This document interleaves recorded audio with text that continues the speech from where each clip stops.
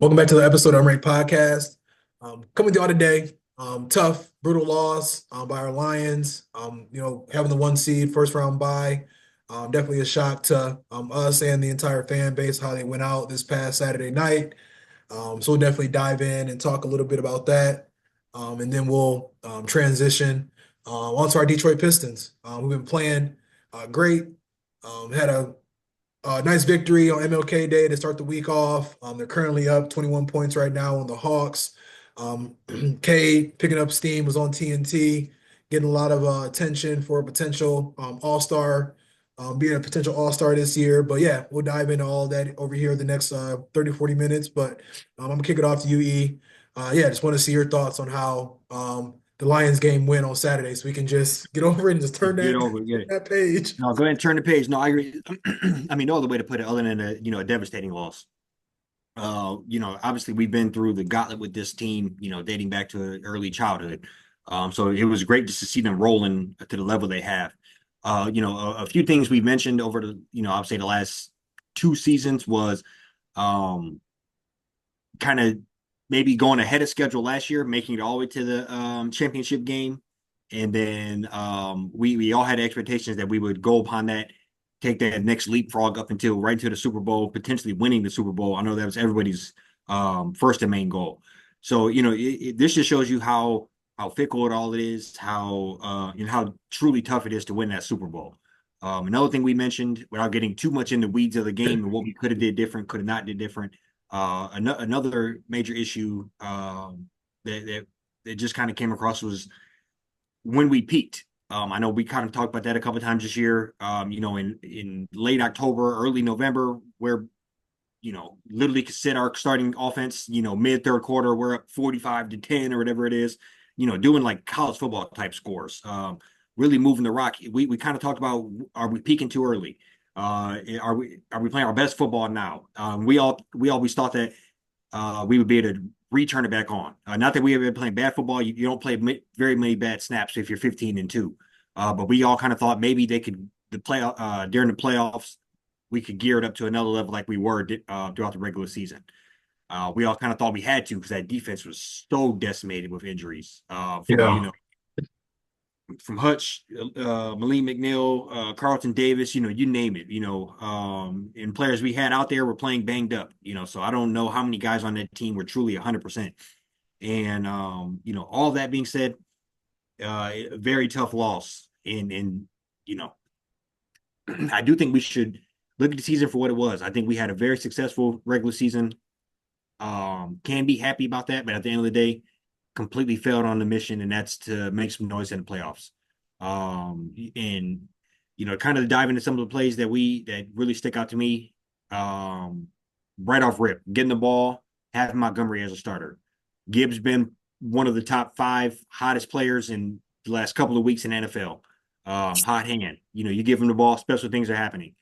Montgomery hasn't played since mid-December, whatever that might have been. And you kind of bring him out there and the offense just falls flat. They go right down the field on us. We come back. I think we get a field goal out of it, maybe. And from there, that third down conversion where we dropped, empty set, just golf back there by itself when we Yeah. have two of the best running backs in the league, and one of the better offensive lines, and we're out air raiding it like Five wide.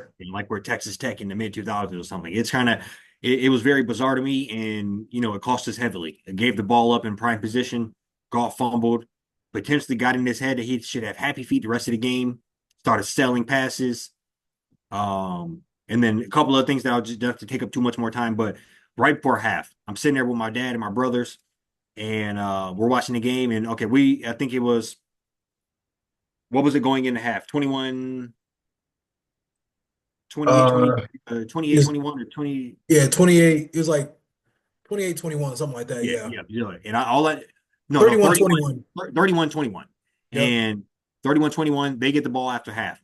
We're driving down, and I thought that was absolute golf as a veteran quarterback, Ben Johnson as a veteran play caller, Dan Campbell, whoever it is, needed to say, we have to come away with points on this drive.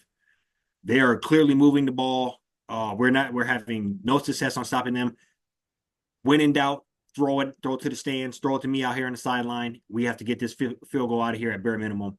And if that would have happened, we got that stop coming out of half.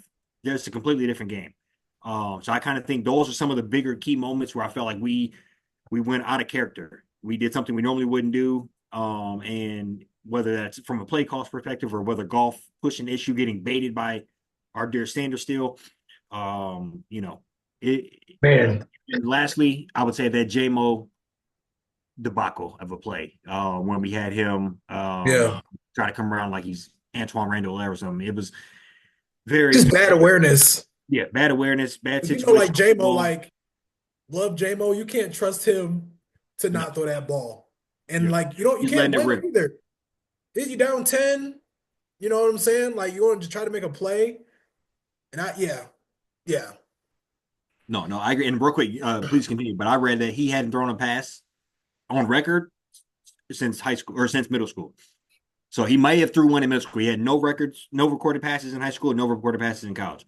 Yeah. So he was just You're throwing them talking in about a guy that practice might have and thrown a football when he was like 13 or 14. So I mean, yeah. and then you put him in one of the biggest moments of any of their careers, and it's not shocking what happened. So that's kind of the recap of all of it, and it was just a very shitty way to end a great season.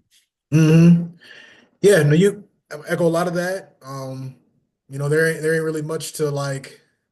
Yeah, this is what it is. I mean, I think, like I told you before we got on here, I've always been, you know, build a team from the inside out. We got a top three O line in the league. In my opinion, the best O line in the league. I don't know why. Like you heard all week about how they had the worst rush defense in the league, and why we didn't like lean into that. And I think the disappointing thing is like, is the offense reading the room? Like I we talked about it all the time on here how like we both sincerely felt like as long as the offense plays clean, nobody can beat us, even though our defense isn't that great. Like, and you would think that like Ben Johnson, even Goff, like kind of understanding like our defense is leaking oil. I can't put this ball out here in harm's way and put them in more tough situations. That's just pretty much what happened, man. I just feel like we played right into their hands. I don't know what they are ranked in pass defense. They look pretty good. Yeah, And they picked us off 4 times. Shout out Mikey Sanders still. He came back to the crib and sure got him a enough. couple. Had the Buffs on in the locker room, had Kevin Durant in the background with him. Yeah, he showed up and showed out. But yeah, I mean, I think it's just disappointing because I felt like that should have been a game where we should have been running the ball, controlling the clock. I think that 3rd and 1 will probably haunt me more than the 4th and 2 we ran with Amara St. Brown out in San Fran last year. Like just bad awareness. And I think that's one of those things I ain't gonna sit here and say, glad Ben Johnson gone. I just think there's a lot of times the he just got a little too pretty with it. Yeah, It's got a little, just wouldn't lean into, what we do as a team. And I think we run to pass. I mean, we've always been on the ball, play action, and then working in, the other parts of the passing game. So yeah, I think it's just disappointing in that sense to where I felt like we just played, for whatever reason, played right into the Commanders' hands. It could have been like, not taking them seriously. Rookie I quarterback don't thinking know if now, we did. I'll be honest. I think from a fan base standpoint, I think we kind of thought we would roll them. We yeah, both talking kind of greasy on here, rolled ourselves back a little bit to not be as disrespectful. And I think the team didn't necessarily, they came out slightly flat. I don't know if that's due to the bye. I don't know if that's due to just preparation or whatever what that might be, but they didn't look like the same team that were they the Commanders, I almost called them the Redskins. The Commanders looked like they were hungry for a Super Bowl. We looked yeah, like, we were not sure what time the dance was. It was kind of yeah, for sure. Yeah, so yeah, we caught a team that was hot, picked up steam, came in there. Yeah, no, no. Like I said, I was confident the way I watched them play the Bucks and how they literally like were gifted that win, and then the way that we lost to the Bucks early in the year, but we literally outgained them by like 500 yards or yeah, damn the near. crazy It was really yeah, like 42, 250. 46 or something. Yeah. Yeah, I think we lost to them like 24-18 or something crazy like that. Went like 1 of 5 in the red zone, whatever. But like I had a feeling we would just be able to dominate the Commanders in similar fashion. But yeah, that and I think, Oh, you know, oh, the yeah. yeah, and the injuries, I mean, I that said Buffalo. I thought you said Buffalo. Might be. I thought you oh no, said you're good. yeah, yeah, yeah. Yeah, and the injuries, I mean, I think it just kind of came to roost finally. Like the pass rush was pretty much non-existent. Zadarius, good player, but like he needs somebody else on the other side to really like, do his thing. We didn't have Lee McNeil in the middle no more. Yeah. I think it just got to be a little too much. Lost to Meek Robertson 5 plays into the game, like probably Huge even blow. less than that. Yeah, like, a guy that just got done locking up Justin Jefferson one-on-one, for an entire game.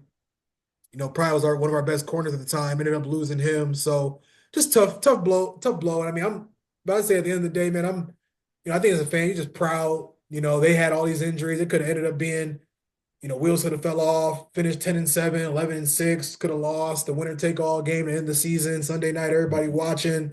But they had more than enough, to be able to beat some of these teams still. I think that's what hurts the most is like Yeah. we had enough to at least get there to the Super Bowl with help on the way, potentially, but came up short. And yeah, I mean, at this point, it's like hell. We must need a wild card spot. Yeah, bro. Yeah, You know, keep us in that the hungry spot. yeah, like Uh, yeah. So no, I agree, yeah, and I wonder if obviously you don't ever wish losses upon your team, but I wonder if we would have been slightly more battle tested. Obviously, we maybe not had the number one seed, which I understand how we wanted that, but maybe if we had been lost a few more games, been slightly more battle tested, the team would have been used to playing from behind a little more, be a little more yeah. adverse. I think for so much of the season we were just rolling and things were just happening. We would, The game whatever it feel was, like we years would get ago. that. Yeah, we would just get that right play at the right time. We would whatever that was, and this just wasn't our day for whatever reason. And obviously tip your hat to them. They had a pretty good game plan. But I ultimately think what does suck about it, which is a hard pill to swallow, is I do think it was a lot of self-inflicted. From the horrible play calls to golf. I'm not ready to, as some other people say, I'm not ready to trade golf away, but I think maybe it's knowing, what he is and really leaning into it. On those third downs, you have to put that ball in Jahmyr Gibbs' hand, put the ball in Montgomery's hand. Yeah, We have to maybe reiterate to him, we can't throw a pick when we're on the 40-yard line with a minute and a half to go down 10. yeah. We got to make sure we get some points out of here and just really um, you know, reevaluating all that. So I do have one question for you, and I kind of started this while we're on here. um, couple to your question here, but do you think it's a systematic issue as far as you can't win a Super Bowl with golf, or everything has to be perfect around him in order for that to happen? And slash, do you see like a larger issue with the Ben Johnson leaving, Aaron Glenn leaving? Kind of, what are your thoughts as far as that goes? Yeah, I think when it comes to golf, like I don't think things need necessarily be perfect. I think he showed us this year, playing with a pretty depleted defense, did a good job of protecting the football, for the most part, except for the Houston game where he threw 5 picks. I think he only threw like 9 beside, in the regular season, Yeah, yeah, total. So no, I don't. I think it's just a play calling issue. And I don't know if it's something he could have checked into. You know what I'm saying? mhm, Like, I think that's what kills me more than anything is like you see 6 at the line of scrimmage. We only got 5 wide, so that kind of threw me off. yep, And I don't know. And I will say with that too, this might be kind of a hot take, but I do think sometimes like some of these relationships kind of run their course. Ben Johnson pretty much told people last year when he was on a plane to Washington, like, don't come get me. yeah, Like, I'm good. And there's been times where we've been rolling so much, but I've told you before, there's just times where I just feel like we get a little too pretty, a little too cute. And I think yes, getting a little too pretty, a little too cute, it came to bite us. It bit us in an NFC championship game. We were calling plays that were just a little too cute. We had Jahmyr Gibbs in. We probably should have had Montgomery in. We had St. Brown at the running back position on a 4th and 2. yeah, Like, running like a zone, a sweep play. Like there's just certain things where I think you just need to like not overthink it Yep. and get the job done. So I want, Put helmet on helmet and give it to one of the best backs. yeah, Yeah. yeah. So I think Goff can get it done. Probably kind of nice for the Jared Goff chance to stop for a little while. I think he might have lost. That might be that might stop No, being a it's time thing. for them to stop. I want them to stop Yeah, till we hit a Super Bowl. We for know. sure. Yeah. Yeah, no, No, I was 100%. just wondering about that. And then so I have another question after this. Then we kind of go, if you have anything else on the lines, we can talk about it. But I think it's a good bow tie on it all. But Yeah. I think you can win with golf. I'll be honest. It definitely makes me a little more nervous that you don't want to be a playoff golf to start. You don't want them to come around and just how fully loaded those Rams teams were all those years and how they were in very Yeah. similar position. They were rolling, 13-4, 14-2, 14-3 type seasons, and they felt He comes that up they had to small. get Stafford to get the job and get him over the hump. So that does kind of scare me a little bit where, you know, potentially maybe he does crack when the lights are the brightest or those type of things. I'm not saying it's 100%, but if you do know that you have to, like you said, use the play calling to make that work. As far as Ben Johnson goes, obviously he's a very creative guy. I think with the offensive line we have, with the unit we have, you can get somebody doing something very similar, especially considering somebody that could not be as pretty, not try to be the smartest guy in the room, and just Hmm. give the ball to your bell cow and let him get the job I done. want to. Yeah, I want somebody that'll play to our strengths, run the Yes, ball.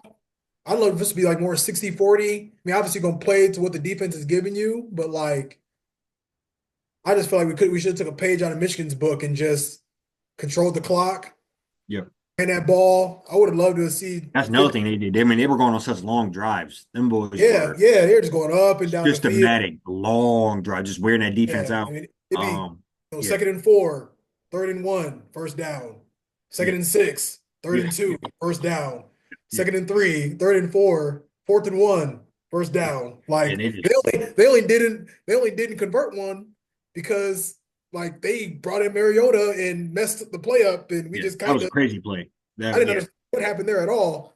But No, yeah, that we should have ended up with that ball somehow. They were trying to do some Ben Johnson type shit, but for sure, um, yeah, and then the last thing I would say is way too early predictions. Way too Super early Bowl. predictions. But what is your floor? What's your ceiling for the Lions next year? I think the floor. I think the floor would be 9-8, 10-7, kind of bottom out. Maybe, sneak and get the 6-7 seed, which I wouldn't think is bad. I think we need to kind of be, sneaking up on people to be a little bit more effective. I don't know. That's kind of like a feeling I have, kind of based on how this season turned out. And I would say ceiling, I still think we in the mix for the Super Bowl. Um, I, Oh, I really do. I mean, I feel like obviously everybody gets a chance to be better and get better, that following year and everything. I still think we have the top three roster in the NFC. I think we got a top five roster in the yeah, NFL. yeah, We're gonna have an opportunity to get everybody back and just pray that we don't have to put 18 guys on IR again this year. Because if we only had to put like 11 or 10, I think we still be playing, yeah. going into this week. So what you think? No, I agree. Actually, I pretty much agree with you. I think if you're going to build this lasting, solid franchise and be here to stay, you got to go playoff back to back to back to back. Year in and year out. Think this a lot of Steelers or somebody like that. Yeah. And so I agree. Getting them playoffs another time, that should be the bare Hmm. minimum. We're still the Um, best in the division. yeah, and then obviously you're fighting to win a game from there. But I think bare minimum, the floor should be to get in. With the roster we have up, I think we have like top five available cap space. 57 Uh, million. you know, let Brad Holmes cook in the playoff or in the draft. I mean, and Yeah. uh, and go from there. Turn around ceiling. I think pretty similar to what we were this year. And then hopefully we have a better end to the season as far as make a little more noise in the playoffs. That's what it's all about. And I think that rebounding off a devastating, being ahead of schedule last year, getting complete letdown this year. I think next year it's time to come back and try to gel together, not too high, not too low, and look to peak heading into right about now. Yeah, Yeah. I know. No, for I agree. sure. It's all there for the taking, man. It's just football 100%. is a tough sport, like you said. The autumn injuries is catastrophic. It's you Yeah, know, I mean that. Yeah, I mean that's one of those things somebody was saying. Like that could be the biggest thief of joy for a season is like guys just becoming unavailable, no fault of their own. I yeah, mean, how many of those injuries are just freak injuries? Hutchins broke his leg running into McNeil. Carlton Davis, I didn't know he broke his jaw. We just heard that he broke his jaw. Like I oh, never heard anybody break their jaw in in the football helmet. before. Yeah, Yeah, agree. Meek Robinson, who just watched Jack Campbell literally throw his pads right into his arm, and now he got a broken arm. Like it was just so fluke across the board. So I can't imagine that happening again. And I do think we can win the division again next year. Probably 11-6, 12-5. We're gonna kick the Bears' ass up and down. I can already see that coming. We're gonna beat the shit out of the Bears. Like that's already gonna happen next year twice. I still think the division is ours for the taking. And I think I think a lot of guys on that team will take this personal. Hutch about to, Yeah, he might be on fire next he year. probably already outside like Wolverine for real, fucking cutting down trees and Yeah, and everything, do whatever he need to do to get back. real So life Paul Bunyan. Yeah, yeah, seriously. So yeah, no, it's a tough tough loss, tough into the season. But had some fun. I mean, 15-2, one of the best records in in Lions history, back-to-back division champs. I mean, we didn't. This is what we dreamed of. We witnessed 0-16 season. yeah. So I'm No, pissed, that's but in our lifetime. No, you ain't lying about that. And I think um 15-2 was just I never would have thought we could see that. yeah, I never once dreamed of stuff like that. And so I agree with you on that end. But I would say every playoff win feels like a 15-2 season. It's kind of a for real. 15-2 season in one setting. So Yeah, that's where the real success comes, where you're talking to the nation. Everybody's talking about you. That's when you become, Jameer Gibbs, that one little playoff uh about this week. I mean, I've seen people already comparing him to Barry, already comparing him, so I think that's when you really they make a built that name. legacy. Yeah, yep, yeah. It's a great way to summarize it. Just a legacy, and no, I'm ready for it. And then yeah, so I think the departures are going to have a little bit of rattling, but I think we can get the job done. I do just want to have this on record. I already forgot it, but record with Ben Johnson and without Ben Johnson is night and day. So I do think we got to have somebody in there that can Yeah, draft that offense and kind of take that off Dan Campbell's plate. for So sure. Yeah, yeah, I think we got some. I mean, yeah, I think it would be great for us to have a guy that has some experience. We hear about Scotty Montgomery, the associate head coach, running back coach, yeah, Tanner Engstrand, he was like QB coach, would install the game plan week to week.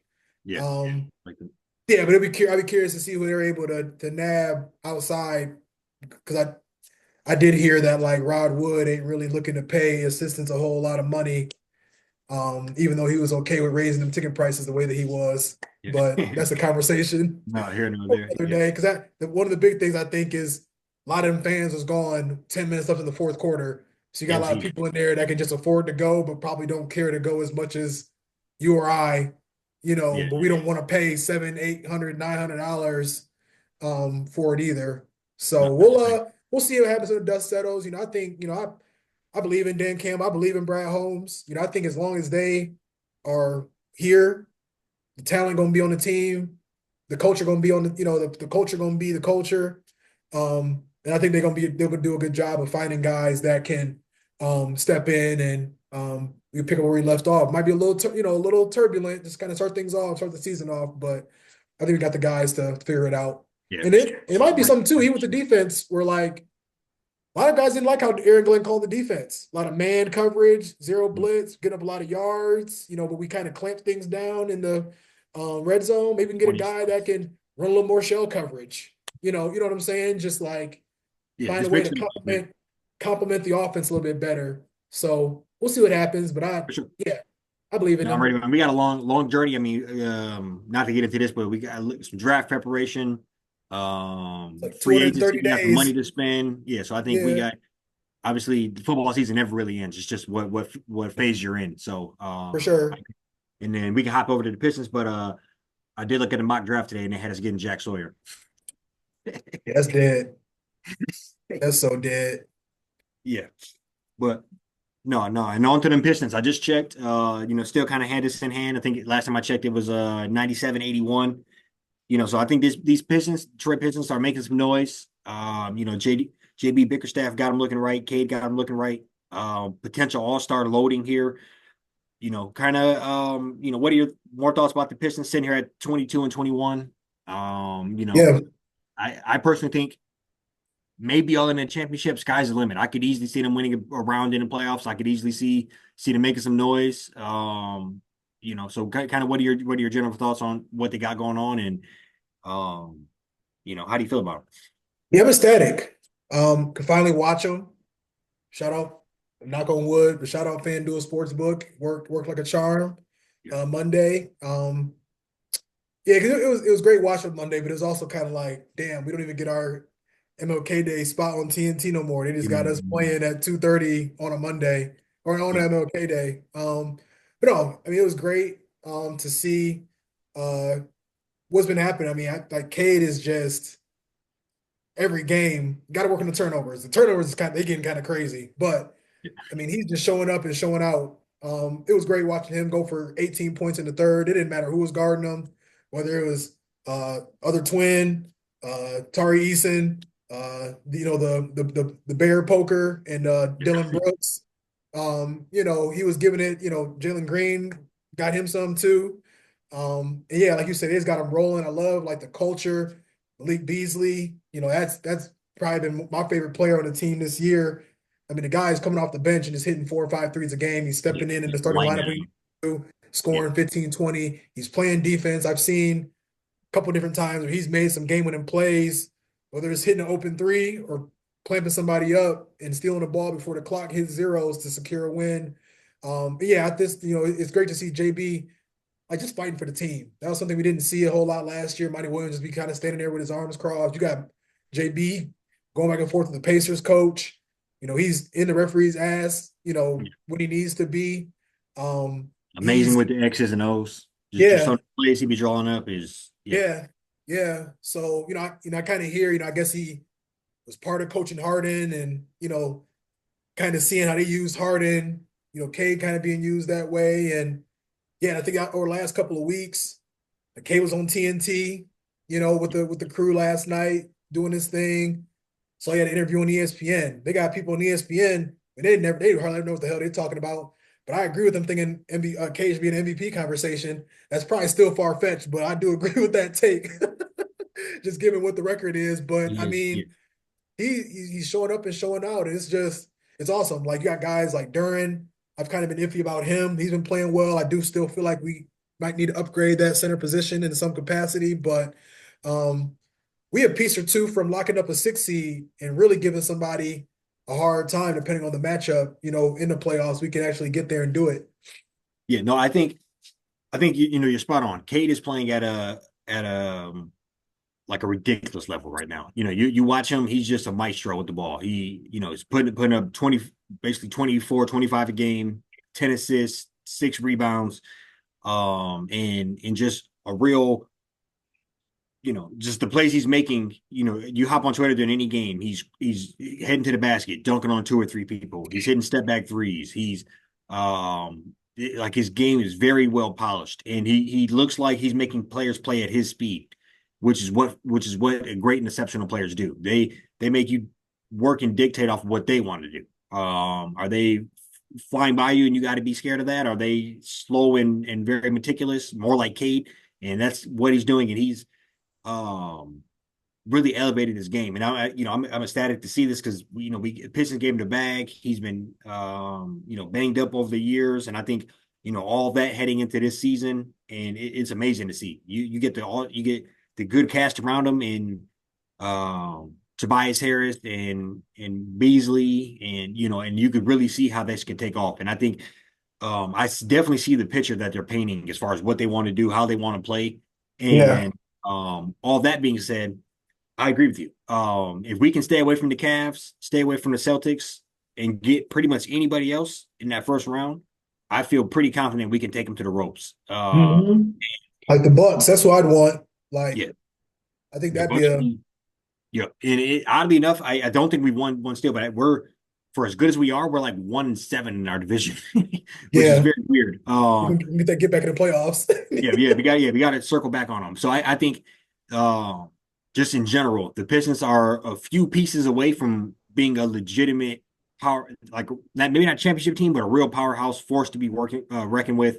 And I think that's like I think you mentioned like a backup point guard to a degree. And I wouldn't mind getting kind of just a big body presence in the paint, help out Duran as far as that goes. Yeah, And those are the couple of pieces I think we could go get in the trade market. And I think we're playing that very smooth. I'm hearing our name circle around certain players, but we're not looking too thirsty for anybody.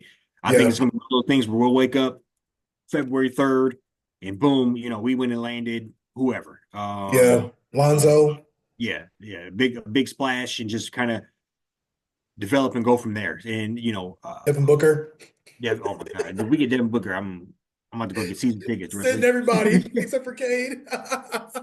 We used to have Cade and Devin as mascot. We got to Cade Devin Booker. We have to go sign Killian Hayes back. Yes. Get over No, better deals, better minimums. I mean, the crazy part is I don't think that's out of the complete question that we go get somebody like him. I've also heard of Kessler Walker and Colin Sexton. I've heard of Yeah. Brandon Ingram. I think there are players out there where there might not be a complete household name, but you take them and add them to this 500 team, and they can make them a real powerhouse, real difference maker. So, bro, overall, I'm just ecstatic, and this is talking about ahead of schedule. This is like extremely ahead of schedule. We were both talking about 30 wins for this team, and now it's looking like anything sub 40. Looking at 23rd Yeah, in January. yeah, Yeah. no. So yeah, no, I think the sky's the limit. I'm looking forward to hopefully they can, like you said, Cade's hanging around. He's on TNT, he's on ESPN. That's the league doing their job as far as getting his name out there. I think they see what they've been kind of trying to pigeonhole for a few years, screwed him over on the Yeah. rookie of the year. And it's night and day that he should have got that award if you extrapolate that award out 3 more years. Without a And doubt. yeah, and so I think that's kind of where we're hanging out at now. Is just we're getting some of the love. Even people like Gilbert Arenas, I see him kind of talking nice about us. He was talking greasy about Detroit last year. Yeah. Uh, and them and you just see teams or players, not players, even players are talking up about the squad. So bro, I think we're in a good spot, and I don't know when no bad contracts. You know how NBA and NFL, you really are just one additional player away from being in the hunt, in the mix. For sure. You're this would happen because he's on the team, but you're Giannis being pissed at the owner away from getting landing Giannis or somebody like that. Yeah. 100%. Bro, it's great to see, man. I'm happy about it, and I really just want them back in the playoffs and making some noise. I mean, when's the last time we won a playoff series? 08, 09? You're like, Yeah. Yeah. oh, I think this one just feels much better too, because like I don't know about you, I think I said this before, but like Pistons was the team you kind of like fell in love with initially as a yes. Detroit sports fan. The Chucky Atkins, Antonio McDyess, Corliss Williamson, like Ben Wallace, like then they got Remember the core. Fonzie, Yeah, yeah. traded for Rip Hamilton, got Rasheed Wallace. I mean, they were the ones that they brought us the last sports championship, if I'm not mistaken. Yeah, I mean, I think that was the last one was in '04.